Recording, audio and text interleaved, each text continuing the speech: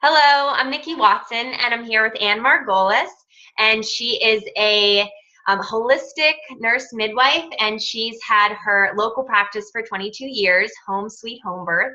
And just within the last couple years, she's really exploded as she decided to go online, and we thank you for that. She's provided a lot of services, from consulting services to childbirth packages to just an array of packages that are really available for women that aren't local to her, which is such a great resource for any woman and her family who would love to learn more about this information that just isn't always accessible. So this Q&A is part of a monthly newsletter that Anne does. It's called Ask the Midwife.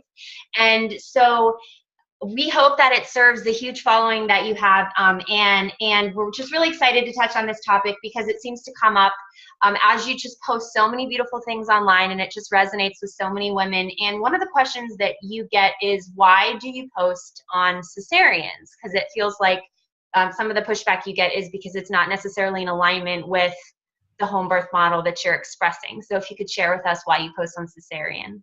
That's an excellent question. Well, I post on cesarean because, first of all, some women do need cesarean. Not 100% of women cannot have an uncomplicated vaginal birth, and cesarean is there for a reason. I mean, I'm all about preventing unnecessary cesarean. My cesarean section rate is 5%, and I think it would be great to get the vast majority of providers around the world to even come close to 5-10%, right? But there are women that, do need to have cesarean, and I don't want to exclude anyone. I want all moms to feel supported, and sometimes a woman needs to have a medically necessary cesarean that's life-saving for her and her baby. And those women all need even more support, so I don't encourage just, I encourage a type of cesarean that I like to post on, which is called like a gentle cesarean, which more and more providers are doing, that is kind of like still using that. I'm playing with words a little bit, but this like home birth midwifery model of care, like restoring humanity to birth, even if it has to be in the operating room. Because cesarean birth is a birth. It's a birth of mom, birth of baby, birth of dad, birth of the partner, birth of the family. It's still a birth.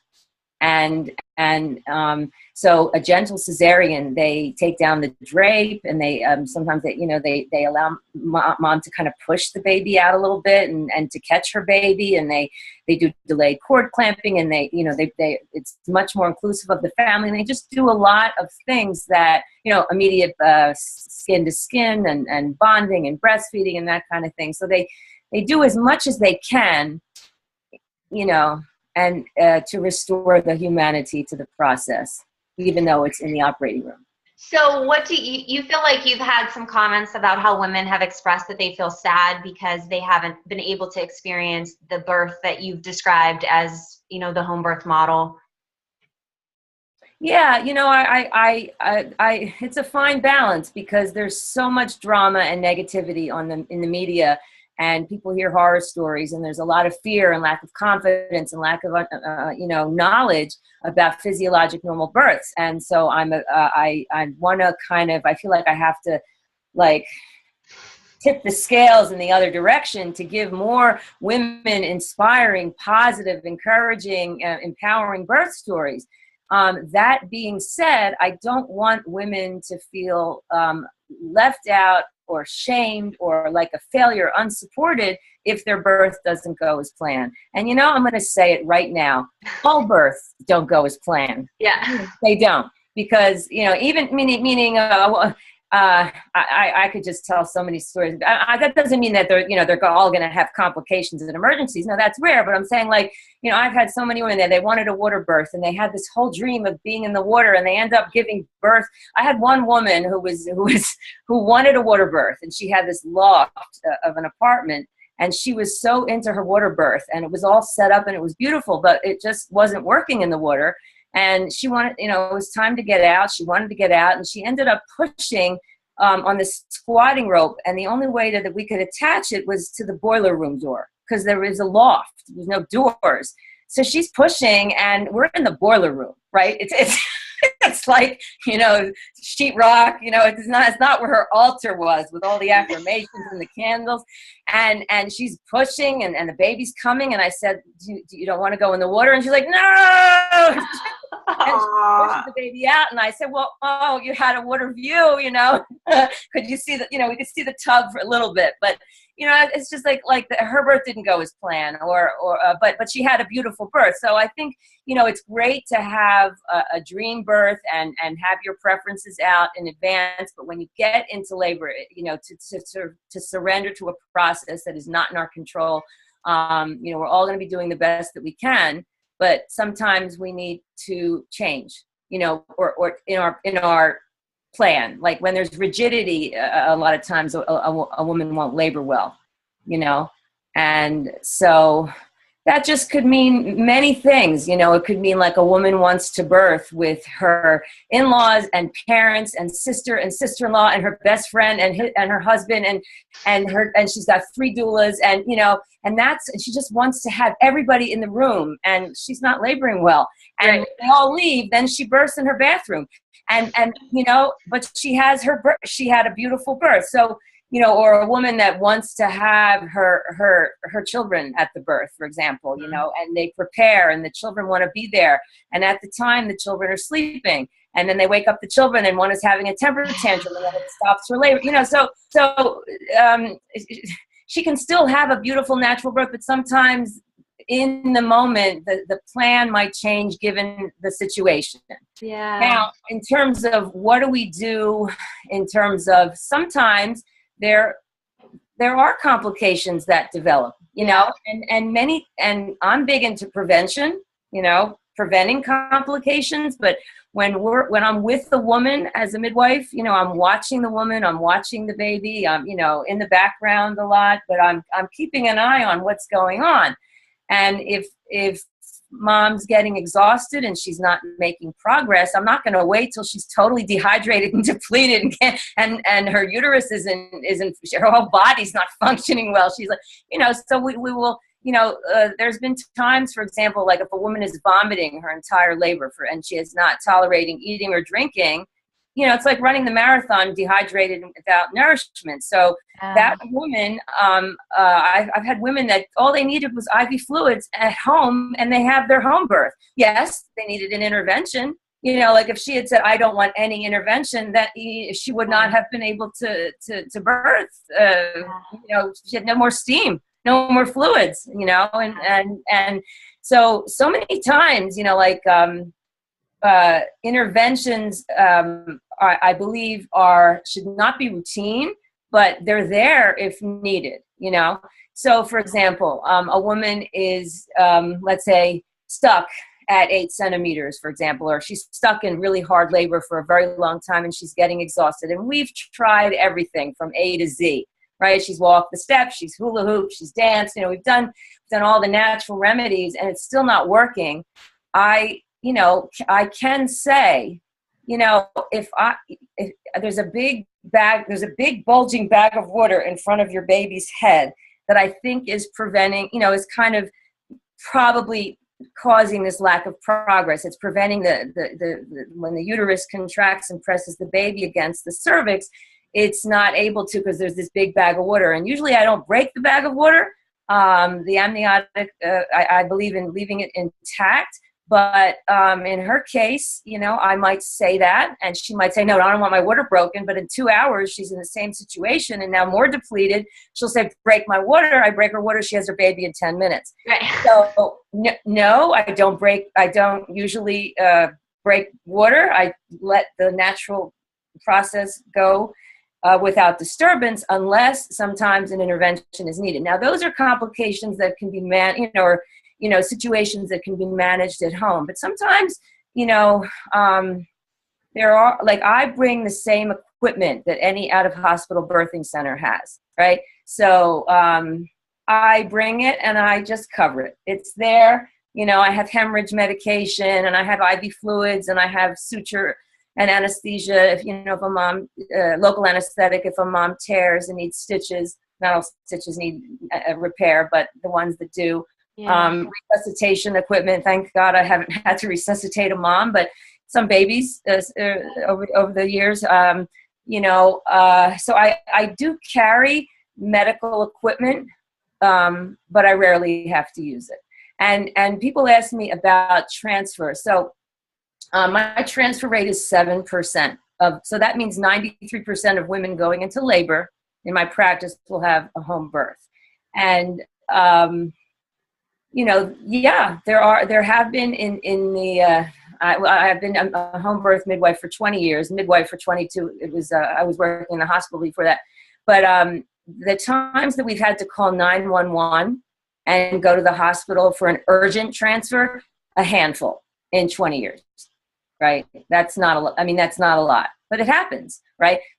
We handle most of the emergencies at home. So if a mom is bleeding heavily and it's going into a hemorrhage and the natural remedies aren't working, I could start an IV. I have the same medication that they have in the hospital. I can't give a blood transfusion, but I never lost a mom. I've never had to do anything other than what I have to manage a postpartum hemorrhage, which is rare. In terms of, I don't cut umbilical cords, and the ladies in my practice are low risk.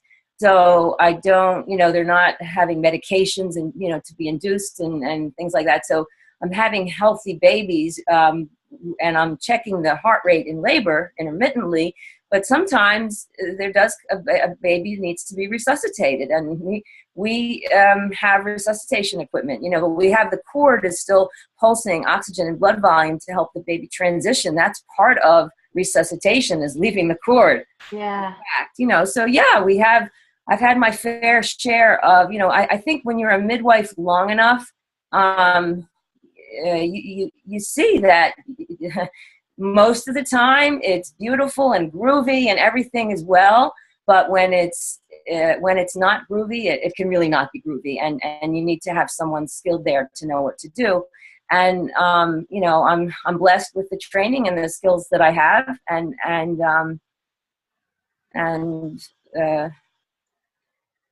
like I tell women, most transfers to the hospital are non-urgent, and I would say the main cause of a hospital transfer is a stuck labor where we have tried everything,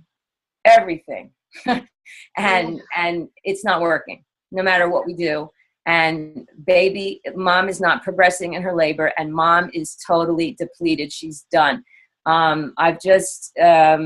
That's mostly first-time moms who have never, or moms who have never given birth vaginally before. Mm-hmm. And and sometimes that's the compassionate use of an epidural.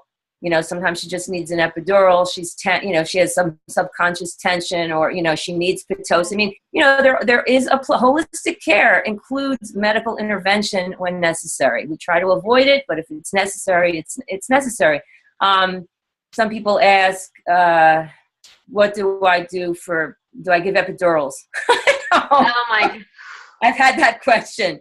Can I have an epidural at home? And I would tell you that in 20 years of practice, I have not once had a woman who asked for an epidural in a normal labor. And that just, they're well prepared. They have a whole different mindset, and we work on this through the pregnancy. But it's also the way they're cared for and managed and encouraged to just, and supported in the labor process, and so that they're handling it. It's not like the women having home birth have different bodies. It's really more, it's it's different attitudes, different mindset, different preparation, but it's also how they're cared for in the pregnancy. Yes, if a labor is not progressing normally, and a woman is just having very hard labor, and she's either not she's stuck at a certain dilation, or she can't push her baby past a certain point, then that's a compassionate use of an epidural. If it's indicated, right? Yeah, I think we have just about a minute here, so I think that like to what you were saying about with the contraction, like when a woman's laboring, is that sometimes when you get into the hospital and you're doing all of these things and for some reason maybe your epidural wears off or something and like you feel that pain, that's a different experience than like moving slowly into the pain.